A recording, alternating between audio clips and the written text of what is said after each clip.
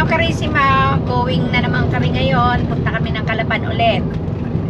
Calapan lang, ganyan lang ang trabaho. Punta ng Calapan, babalik ng bayan, ay babalik ng bahay, ganyan. Ngayon naman mag-aasikaso kami sa bangko naman. Bangko naman ang pupuntahan namin ngayon. Tapos pagkagaling sa bangko, pupunta sa bayan namin ng Victoria. At doon naman kami may aasikasuhin. Marami kaming mga nilalakad-lakad.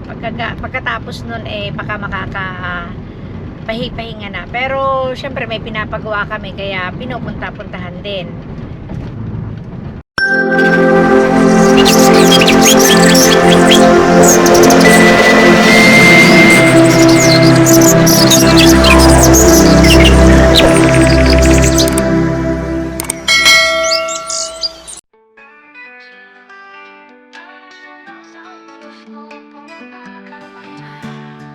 Sa tuktok ng bundok, sa gilid ng dagat, kasama kakarama, ilaw walang katapat. Kuha ng kamera, bawat saya't ngiti, walang takot kahit saan tayo mapagpal.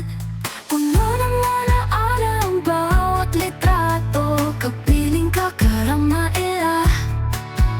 Sa bawat tanawin at biyahe ko, sa jeepney, boso sa eroplano, basta't kasama ka lang, di ako magsasawa rito. Lakbay tayo, tayo lang dalawa sa malayo. Saan mo gusto mapunta, karama ila. Lakbay tayo hanggang dulo ng mapa, basta't magkasama, karama ila. Walang tatalo sa saya.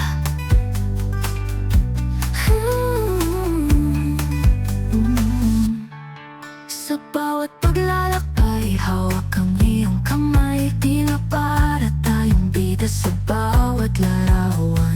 Pag-vlog tayo, ipakita ang ligaya. Ang mundo'y maliit kapag ikaw ang kasama, karama ila. Kahit saan pa yan, kahit anong daan, may ngiti sa labi kahit hirap o ulan.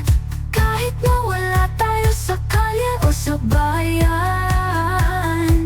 karama ila, ikaw ang tahanan ko kahit saan magpunta.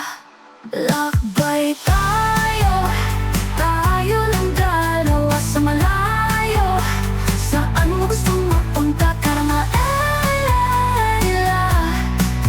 Lakbay tayo hanggang dulo ng mapa, basta't magkasama, karama ila. Walang tatalo sa saya. Saan nagkakamali, naliligaw rin tayo, pero ayos lang sa tabi mo, di ako nag-iisa. Sama-sama. Ciao Carissima, it's our 4th day here sa province at maaga kaming lumabas ngayon kasi pupunta kami dun sa pinsan ko at magse-settle muna ng bills kasi nagpasukat nga kami, nagpasukat ba ang tawag doon? Nagpasukat kami ng relocate kami ng lupa, yung lote. Sabi namin pagdating na lang namin babayaran, kaya ayun, pupuntahan muna namin ngayon para matapos na lahat ng mga dapat bayaran. Tapos siguro pagkagaling namin doon, pagka maaga pa, dadaan na rin ako dito sa kumari ko, sa may malapit din lang dito. Dadaan na muna ako sa kanya. Tapos ayun, yung mga usual na gagawin sa buong maghapon, titingnan namin kung matatambakan na yung lote.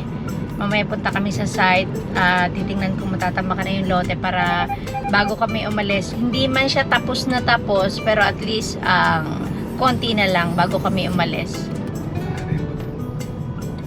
Vlog mo yung nandito na kami sa bahay ng aking cousin.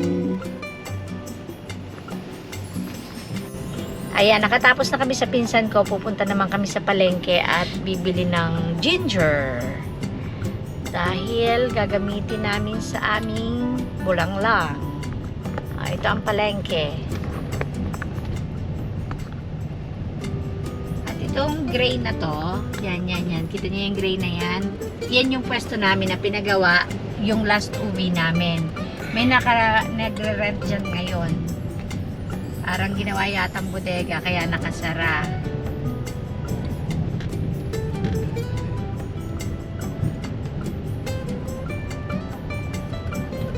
Bili lang kami ng luya, tapos baka dumaan na rin kami sa ano bang tawag doon nga sa kaibigan ko.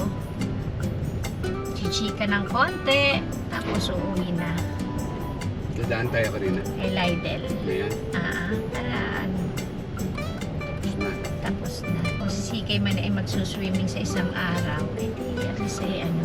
Kasi yung sa hindi mamaya ko na lang pala. Palay. Pupunta muna kami dadaan muna kami dito sa school.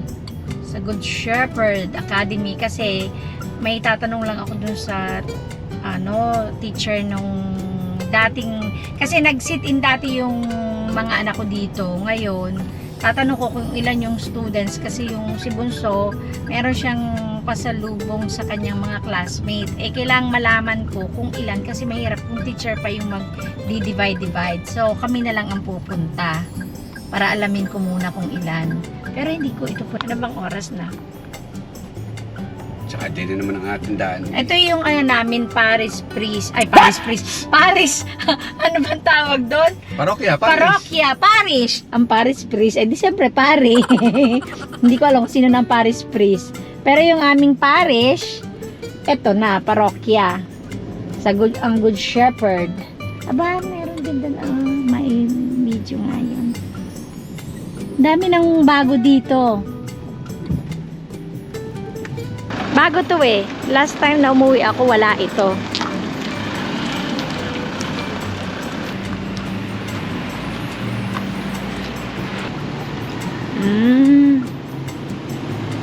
Oh, ang ganda oh.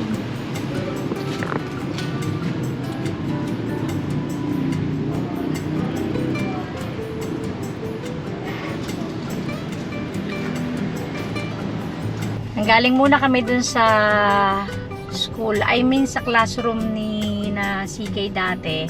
Hindi na pala siya yung advisor dun sa dating nag-sit-in si CK. Kaya tinanong namin kasi kung ilan yung student. So 26 students daw. Tapos yung dating niyang teacher, parang hindi na siya ngayon ng teacher pero nandun pa rin siya. Kaya babalik na lang kami pagka kasama na namin si CK. Grade 6 na pala sila ngayon, na wala naman nasa isip ko grade 4 pa rin. So ngayon grade 6 na sila. Ngayon dadaan naman tayo dito sa Triple L swimming pool kasi pwede naman tayo pumasok sa loob. Oo. Kasi dito yung silang may-ari ng Triple L swimming pool. Dito ginagawa yung mga kasalan, yung mga ganyan, reception, ganyan. Tapos nag-aano rin sila ng sa swimming pool nila. Kumbaga may mga gustong mag-swimming, so pinaparentahan din nila. Ayan, dito na tayo. A little longer than a few minutes later. Ayan, may bago ulit na pa-deliver na buhangin. Asinta daw ang tawag. Hindi rin alam kung ano asinta. Basta yan, another deliver kasi 3 ganyan pa yung hindi, 3 ganyan pero kulang na lang ng isa.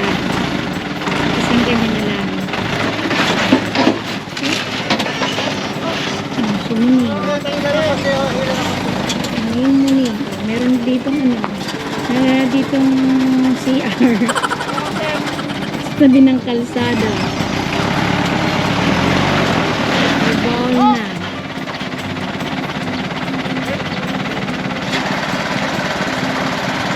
Namayong na ako at mainit. Oh no!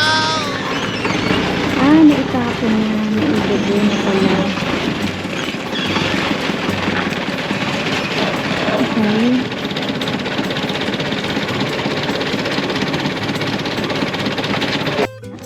O, ito na yung bagong deliver nila. Bakit parang iba? Ah, dahil are tuyo na. Ha? Are tuyo na. Yun, basa pa. Kaya magkaiba ang kulay. Oo. Hindi yung kulay. Dahil sabi ko ba't Ay, parang papagong magkaiba? ano eh. Oo nga. Pero yung side na tatambakan, itong maraming damo. Dito. Kasi hanggang dito yung lote. Ay, ito pala. Ayan, hanggang dito yung lote namin. Ito lang side na to ang tatambakan. Yung kabila, hindi na. Hindi na muna sa ngayon. Kasi yung sa bahay naman, dito lang sa side na ito yung pagagawa namin. Dito lang ang gagamitin namin. Baka mahulog ka dyan. Kaya lang, sinakop na namin lahat na pabakuran para isang trabaho na rin lang. Nakakaya naman dito. Ang lalaki ng bahay. Yung bahay namin papagawa. Bahay kubo lang. Lalaki ng bahay nila dito. Ngayon naman, uuwi muna kami sa bahay at ako'y mag-aalmusal. Hindi pa ako nakaka-almusal. Hindi ka pa kinakalamusan. Hindi pa. Gusto mo kayo papasin? Itong asawa ko panayang parinig. Gusto ko raw doon kay Papasin. Si Papasin kasi, yun yung restaurant dito na yung hindi naman restaurant na mga class na restaurant. Yung alam mo yung typical na restaurant, mga pansitan, ganyan-ganyan. Nung high school elementary pa ako, noon Papasin na yon. Eh, kilala na sila dito pagdating sa mga pansit, ganyan, mga halo-halo, yan, talagang kilala na sila. Eh, yun na yung nakagis na namin kay Papasin. Kahit nung high school kami, hindi kami nakakalimot na hindi dadaan doon.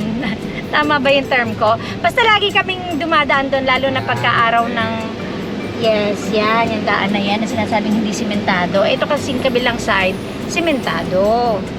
Yun nga, yung kay Papasin na yun, eh, nasa loob lang siya ng palengke. Sa mga masiselan, na hindi kumakain sa mga ganon, eh, hindi talaga mapapakain.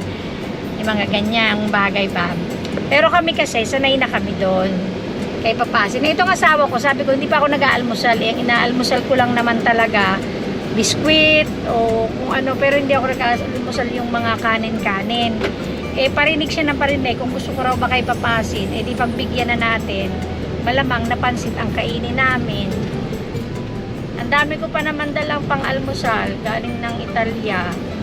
Oh, halika dada. Oh, pero dada, eh, sasama si Buntis. Ha? Ay hindi. Si Molly pagkaan sasama. Kaya pupunta man na tayo kay Papasin. Tingnan ko kung may papakita ko sa inyo si Papasin yung lugar. Hindi siya hindi siya saucy na place. As in talagang Si- karinderya ba? Sige, Hindi. karinderya. Parang karinderya siya. Pero wala kang namang ituturo doon. O orderin mo lang may pansit. Wala naman doon mga ulam-ulam. Ang meron doon, pansit, lomi, yung isa, mami. Yung may sabaw. Tapos halo-halo, mga sandwiches. Yun yung mga pagkain doon. Pero yung mga karne-karne, wala sila doon. Mamaya pakita namin sa inyo.